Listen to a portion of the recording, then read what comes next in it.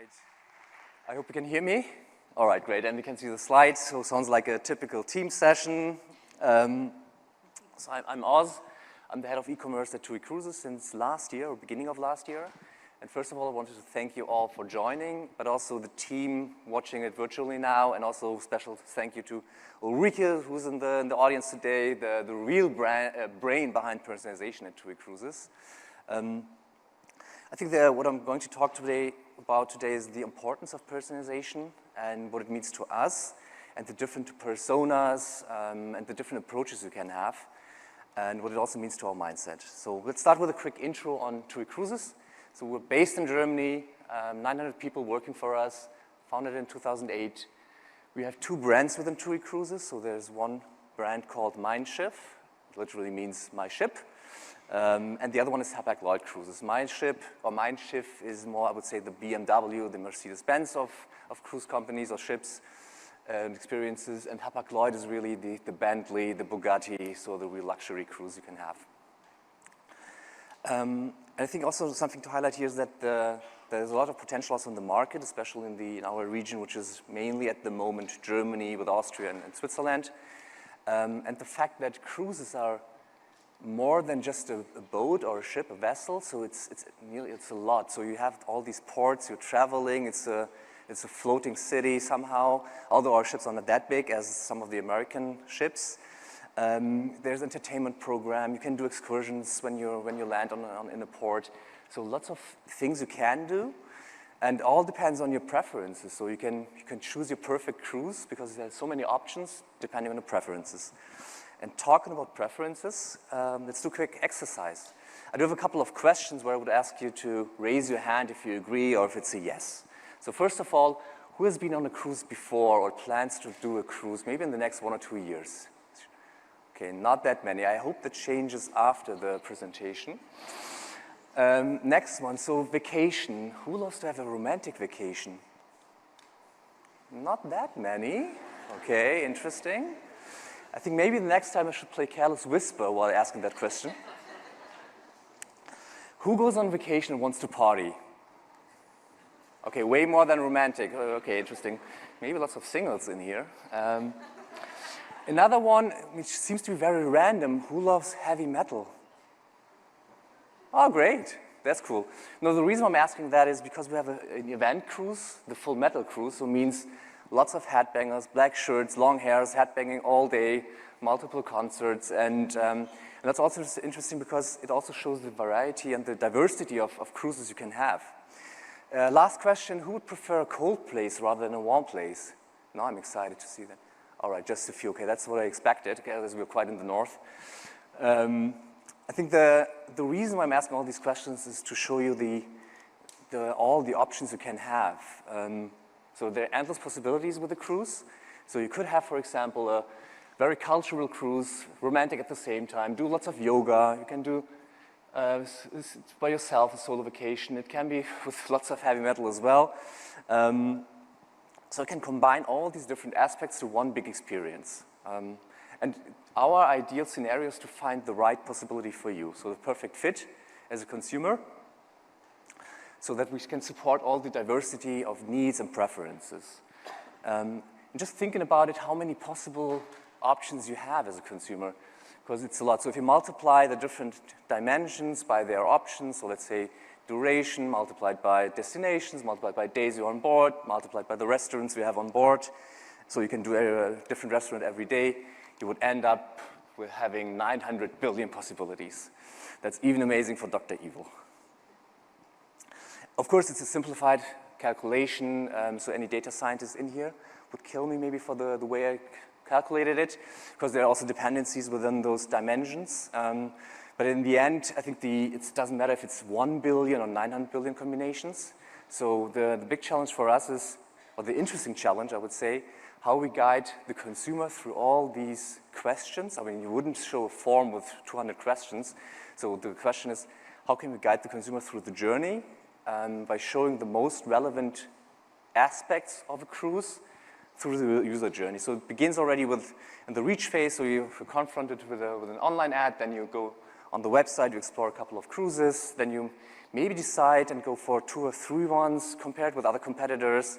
At some point, you book the cruise, then you're in the pre-travel phase, which is also very special to cruise experience because the booking itself is basically the main booking, and then before you go on a cruise, which can lead up to, or can be like 9 months until you go on board in average.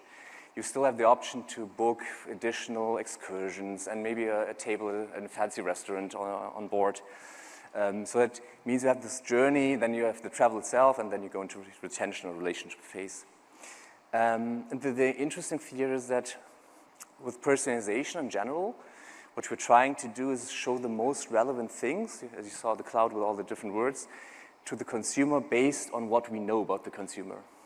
And knowing things or have data points about the consumer is the first step to even personalize, right? And there are different approaches how you can do it. So one approach could be you do a persona perspective. Means you identify the consumer as, let's say, older couple, or in my case, family, and then you would, along the user journey, you would show things where you think they might be a good fit.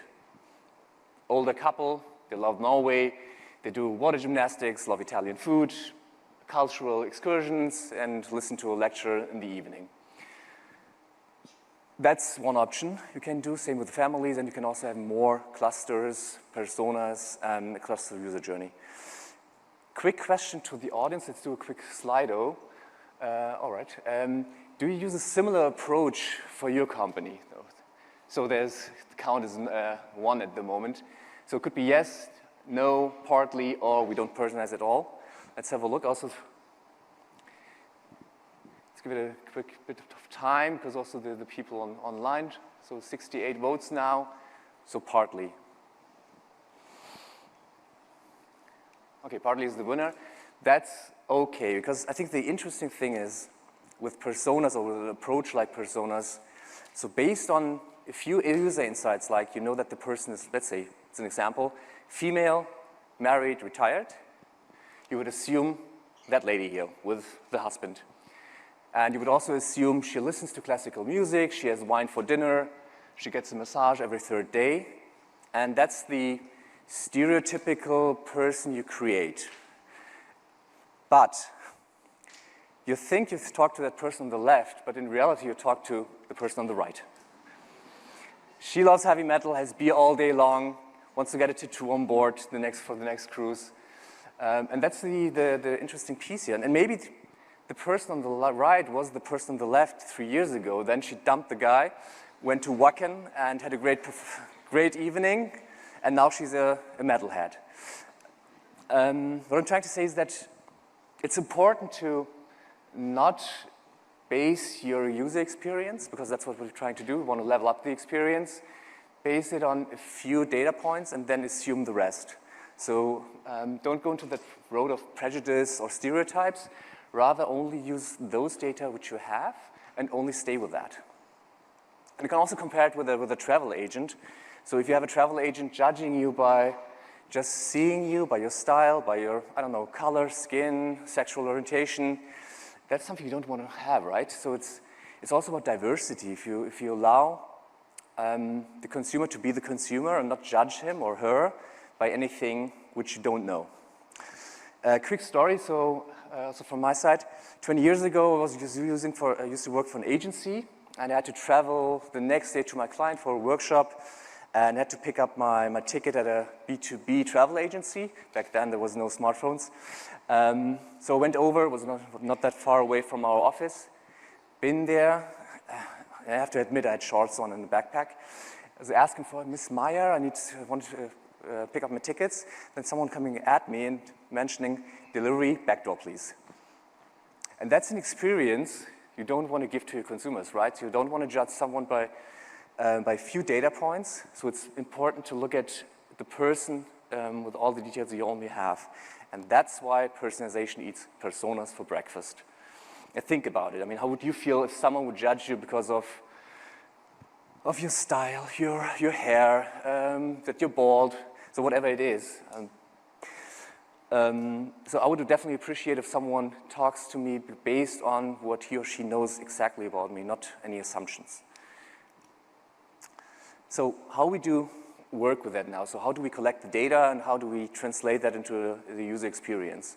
So what we do is we look at behavior on the site. So for example, that a person clicked on a display ad for an Italy cruise or clicked multiple times on a gym venues, read a couple of blog posts around sushi and dinner venues, booked maybe the Full Metal cruise the last year before, and pedicure and manicure even the year before, and checked even golfing for every port at every destination. So that means we would look at these information, would create that individual profile. It might look weird because it's very different in terms of, or very diverse and heterogeneous, but that's reality, right? And then, if that person comes back to our site again, we would try to only show relevant options, or mainly show relevant options which are close to the preferences which we collected. So overall, it's a theme of listen first and then act accordingly. If you compare then both of those concepts, so first one was the constructed one, is one based on stereotypes. The right one is the real one. So we also have gaps, and that's okay. So you don't need to know everything about the person, and you can also then build up that profile by time. And also have in mind that preferences can change, so you should never stay with that what you have. So for example, if she's a metalhead now, maybe 2 years later she wants to have, I don't know, listens to hip-hop music and does something completely different. And I think also interesting is that with the persona approach, you would have only like 3 to 5 personas or clusters, whereas with the real personalization approach on the right side, you would have millions of profiles. And that's, again, okay. Technology is on your side. You don't have to manage it manually. It's done by your systems, so you shouldn't think too much about simplifying it and creating that box where you could put people in it. It's use the technology as it is and enjoy personalization. Talking about enjoying personalization, enough theory, let's have a look at some of our examples. So one example which we have here, which I brought with me, is usually we have the challenge that if people are looking for cruises, they are having multiple tabs open, they switch from one company to the next one, and there's this function which we have where we can, with an abandoned tab, you can display a sort of personalized copy or a copy. So it means, for example, if someone has opened one of our sites or pages, wants to look for puppies, and so we can have that copy on top of the tab, also flashing a little bit, showing, come back to our fleet, enjoy our cruises, yada, yada, yada. And personalized, it could be that if you identified the consumer as a family, then we could even personalize the copy. So you wouldn't put too much assumptions into it, we'd just say something like, ahoy, dear families, come back to our fleet, enjoy the cruise, something like that. And by doing that, we increase the checkout number by 28%, by plus 28%, which is huge. Another example, so serving content related to audience values, same here. So we are on our site. We do have our must-add, so the first piece, the first bit of our site. And then what we can do now is based on the constellation which we have about the consumer, so if the consumer is a couple, a family, or a solo traveler, we can play out different images and copy. I think that's the typical personalization case, so not very fancy, to be honest. I think the more interesting piece comes when you start to combine it with other attributes or other dimensions. So if you know that, for example, the solo traveler loves Italy, then you can combine it with some sort of Italy input, copy or imagery. And of course, AI might play a role in there at some point. And uplift 48% in click rate overall, which is huge. Then what we have currently in A/B testing is our new pages for, the search and the PDP. As you can imagine, the search page has a lot of information, a lot of options to choose from. And as I told before, what we're trying to do here is to prioritize those elements which are close to the consumer, which are relevant to him or to her. Means There are quick filters on top of the page, so if we know that the consumer is a metalhead, of course, we'd maybe then show the event cruises at the first spot. We could also personalize, or we want to personalize sublines for each cruise, means there's one cruise called 12 Nights Great Britain with Belfast. If you know that the person loves hiking, maybe we would add some sort of a subline saying, hey, you want to hike, perfect location. I hope it is. Next example is our PDP. Again, lots of information, because as I told you before, the cruise ship or a cruise has a lot to offer in terms of venues, excursions, what you can do on board the first until the last day, and also what's included into the price, because it's a lot. As we are a premium product. What we're doing here is then, of course, showing elements or preferring or prioritizing elements which are close to the consumer profile which we have at that moment. Means, for example, if we know that the person loves sushi, we would show at the venues, so the sushi restaurant at that first spot, and the excursions, same for that. A few words to our journey. So I think we're still in the beginning somewhere, or we've started in 2022 with Dynamic Yield to set up the whole technical setup. We started to collect data about our consumers, and we're now using basic personalization at the moment. And at some point, we're going back to the initial point where we started, so back to the drawing board, reviewing what we did and what we do. So that's why the Earth is not flat. And some key takeaways for today.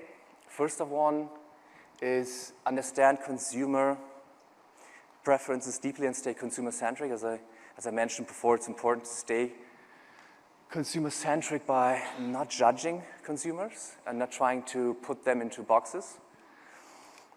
Then I also try to not mimic or copy any best practice from the industry, because the way we did it might not be the best way for you, for example. Or if you look at all these great examples from Netflix or Amazon or the big players, it doesn't have to be the right approach for your company. And last but not least, acknowledge that meaningful change takes time and requires management. So as a typical change process, because it's a change process, you have to think about internal communications, stakeholder management, senior management involvement, and the program manager who looks at the program in overall. And in total, so lots of opportunities to elevate or level up your consumer experience game. And you just need to start somewhere. And I think one thing I wanted to leave today as well is that diversity inclusion is not only an HR topic, because I hope what you saw today is that you also allow with the true personalization, an approach where you really look at diverse clients and groups and people instead of putting them into boxes. That said, that was it. Thank you.